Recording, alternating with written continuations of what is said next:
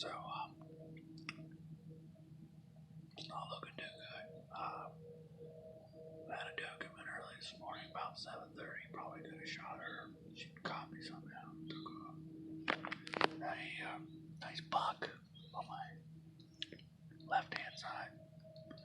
Obviously not buck season, so I couldn't do shit about that. But he did have like two decent sized does, two yearlings with him. But